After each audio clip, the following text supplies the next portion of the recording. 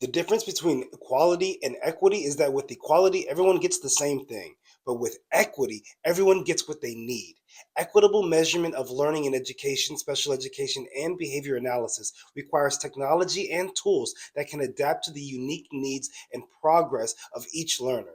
The Standard Celeration Chart is one such tool, designed to ensure that every learner's growth is measured in a way that reflects their individual starting points and rates of change, rather than imposing a one size fits all standard.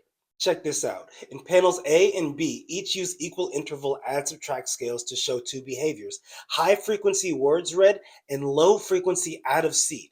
The range of the scale in panel A is sufficiently large to show the reading behavior, but the out of seat frequencies are so low that they are squeezed to insignificance at the bottom of the chart. Well, conversely, the scale used in panel B is sufficiently detailed to show the out of seat behavior, but using that same scale to show the reading behavior would take a chart 123 feet tall. Neither add subtract scale will work well with both behaviors.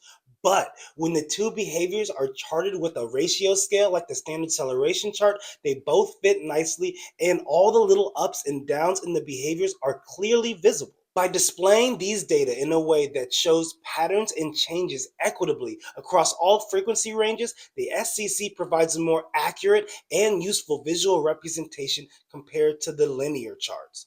This makes it a more equitable tool for analyzing and interpreting behavioral data across diverse performances and learners.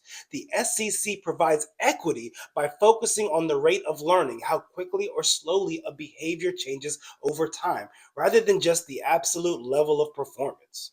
You see, in traditional linear graphs, all learners are treated equally in terms of how their progress is displayed, which often leads to inequitable outcomes. And y'all know I love tables, so I made a table that lists all the ways that standard acceleration charts provide equity compared to linear charts. 1. Standardized format. The SCC uses a consistent format across different behaviors and learners, allowing for fair comparison. 2. Equal ratio scaling. The semi-logarithmic scale gives equal visual weight to proportional changes in behavior, regardless of the absolute frequency level. 3. Full range display. The SCC can show the entire spectrum of human behavior frequencies on a single chart, ranging from once per day to 1,000 times per minute.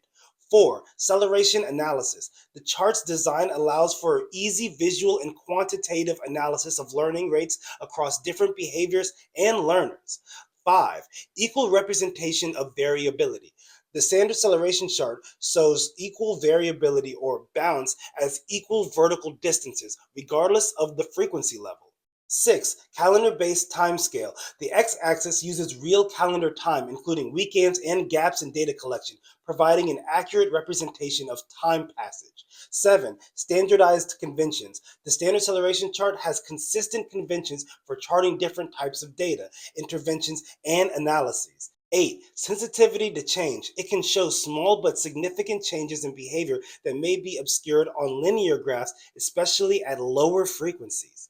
9. Equitable comparison of learning. The standardized format and acceleration analysis allow for fair comparisons of learning rates across different learners, behaviors, and instructional methods.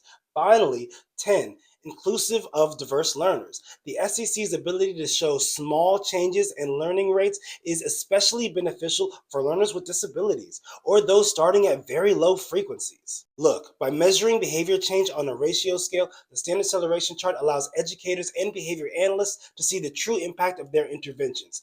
This approach respects the fact that small improvements for one learner can be as significant as large improvements for another, depending on the individual learning histories and current performance levels. The standard acceleration chart, therefore, promotes more personalized and effective interventions as practitioners can set goals and adjust strategies based on each learner's unique rate of progress. Okay, I think I'll stop there for now, but if you want more, let me know. Please give me feedback on what was clear or unclear. The best place to learn more about the Standard Celeration Chart is the Standard Celeration Society's annual conference. You should come. I'll be there presenting on how to make precision teaching and the Standard Celeration Chart more attractive to the ABA community and general public. And if you have ideas on how to do that, let me know in the comments. There are mentorship opportunities as well as a free workshop on the Standard Celeration Chart for first-time attendees. I hope to see y'all there. I'm Jared, a behavior scientist, precision teacher, and PhD student at Penn State, Black and here to educate.